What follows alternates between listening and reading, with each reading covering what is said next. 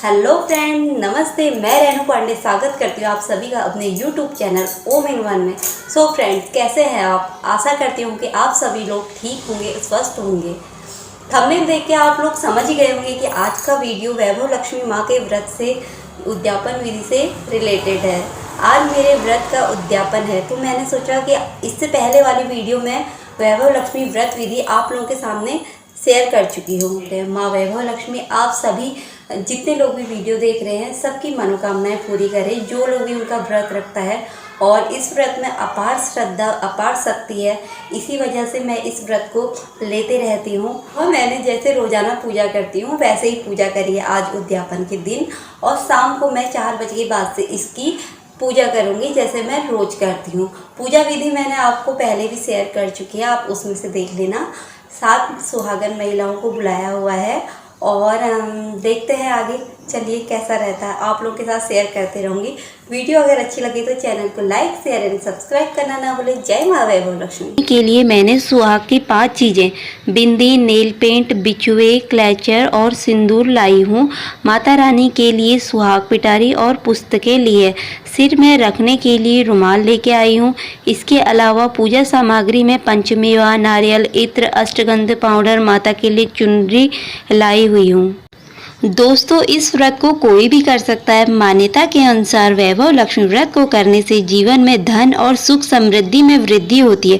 इस व्रत को रखने से घर परिवार की आर्थिक स्थिति मजबूत बनी रहती है।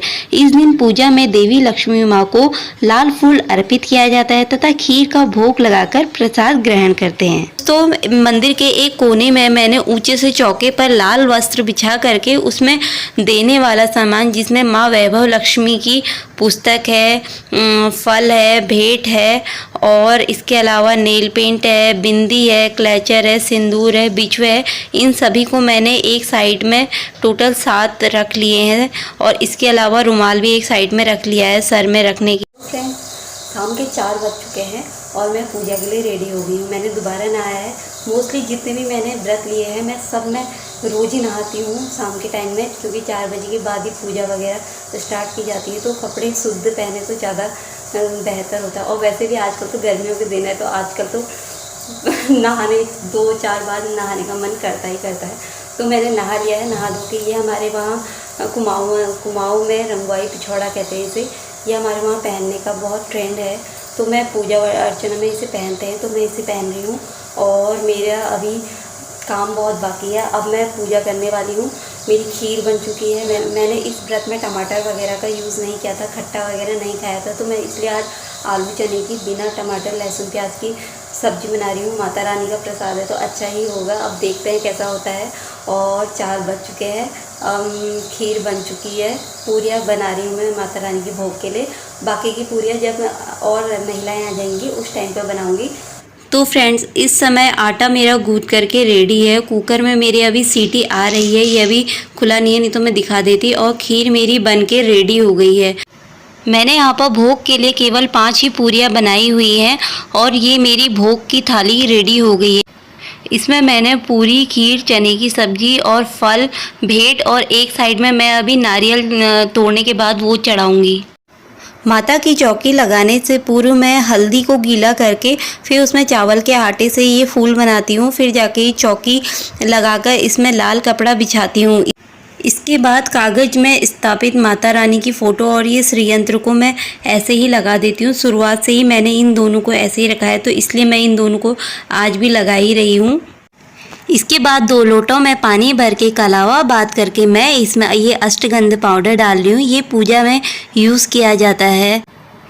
अब मैं 4 जगहों पर छोटे छोटे चावलों के ढेर लगाऊंगी और दिनों में एक ही ढेर लगाती हूँ। आज उद्यापन है तो इसलिए मैं कलश स्थापना भी करूँगी, तो इसलिए 4 ढेर लगा रही हूँ। अब मैं एक साइड ये पानी का अपना डेली वाला लोटा रख दूँगी और दूसरी साइड में इसके बाद ये कलश स्थापना वाला लोटा इस साइड माता रानी की दाहिनी साइड रख रही हूँ।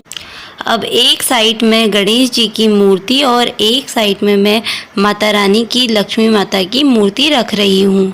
फ्रेंड्स, मेरे पास कुबेर यंत्र में एक लक्ष्मी माँ की मूर्ति और श्री यंत्र की मूर्ति भी थी, तो मैं उन्हें भी इसी में स्थापित करी हूँ। अब एक खुली प्लेट में आप सोने का कुछ भी रख सकते हैं। मैं यहाँ पर नाक की लौंग रख रही हूँ और दूसरे लोटे में आम के पत्ते डालकर नारियल में चुन्नी और कलावा बांध कर इसे कलश स्थापना कर रही हूँ। अब मैं कलश के ठीक सामने माता रानी की पुस्तक और एक नारियल, ये जो बाद में पूजा के बाद मैं फोड़ूंगी, और ये चुन्नी मैं माता रानी के ऊपर से चढ़ा दूंगी। इन दोनों को चढ़ाने के बाद मैं माता रानी को ये श्रृंगार अर्पित करूंगी तथा ये पंचमेवा का भोग भी माता रानी के सामने रखूंगी। अब एक थाली में पिठिया, चंदन, अक्षत, बतासे, थोड़ा सा दूबा गणेश जी को चढ़ाने के लिए, लाल गुलाब के फूल और ये कुमकुम हो गया, और बिंदी का पत्ता माता रानी को लगाने के लिए सिंदूर की डिबिया है, इसको मैं महिलाओं को भी लगाऊंगी। अब मैं आरती की थाली में एक स्वास्तिक बनाकर उसमें गुलाब के फूलों से उसे सजाऊंगी और इसके ऊपर घी का दिया, कपूर का दिया और धूप को रखूंगी। अब मैं माता रानी के सामने दिया प्रज्वलित करूंगी और धूप को जलाऊंगी। कपूर को मैं बाद में आरती के टाइम पे जलाऊंगी और भोग माता रानी को अर्पित करूंगी। और पिठिया चंदन लगाने के बाद मैं गणेश जी को दूबा चढ़ा रही हूँ और सभी माता रानी को मैं पुष्प चढ़ा चुकी हूँ। इसके बाद मैंने ये इत्र लाई हुई थी, तो माता रानी को इत्र बहुत पसंद है, तो मैं माता रानी को रुई में ये इत्र लगा के ये भी चढ़ाऊँगी। अब मैं ये सभी पुस्तकें जो मुझे दान में देनी है, इन सभी में टीका पिठियाँ लगा करके इनमें फूल, गुलाब के फूल सभी में रख दूँगी। मेरी पूजा के समाप्त होने के कुछ देर पश्चात ही सभी महिलाएं आ गई थी। फिर उसके बाद मैंने सभी महिलाओं को एक साथ बिठा करके उनके ये परात में सबसे पहले मैं जैसे कन्या पूजन करते हैं, कन्याओं के पाँव धोते हैं, उस वैसे ही मैंने सभी के पाँव धोए और फिर उसके बाद पिठिया चंदन लगा करके सभी सिंदूर और बिंदी भी सभी महिलाओं को इसी तरह लगाई। इसके बाद मैंने सभी के सर में एक एक रुमाल रख के फिर उनकी आरती करी। इस समय मैं मन ही मन जय माँ लक्ष्मी, जय वैभव लक्ष्मी माँ कहते जा रही थी।